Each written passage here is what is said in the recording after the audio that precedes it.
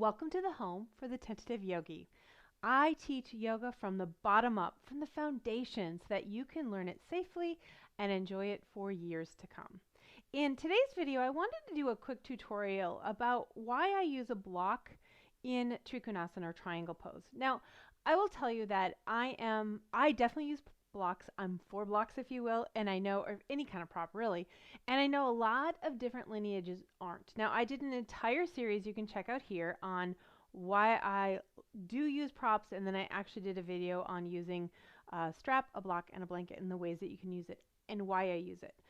Now, usually it has to do with safety, alignment, and really protecting the body. And that's why I like to use props when I do use them. In trikonasana, it's slightly different. So a lot of lineages, if you will, types of yoga in classes tell you to put your hand on your leg. And you can do that. It's actually not going to injure you to do that. It shouldn't affect your alignment anyway.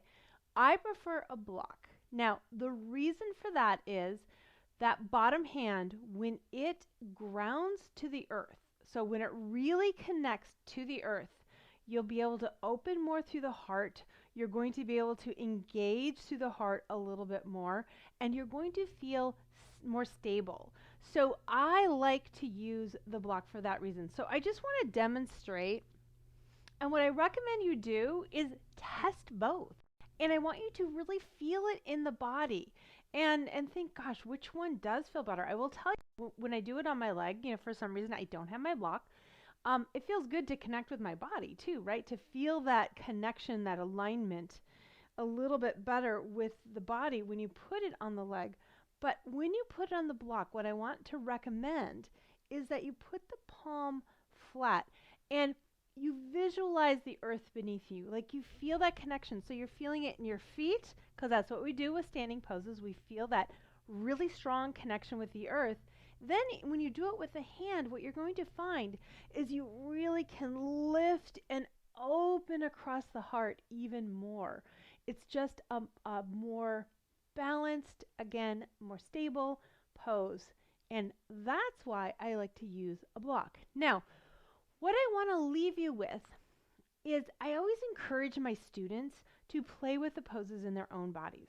One thing a teacher taught me years ago that I love, and it's one of those things that I remind myself of all the time, is a yoga teacher is really simply sharing their experience of yoga in their body.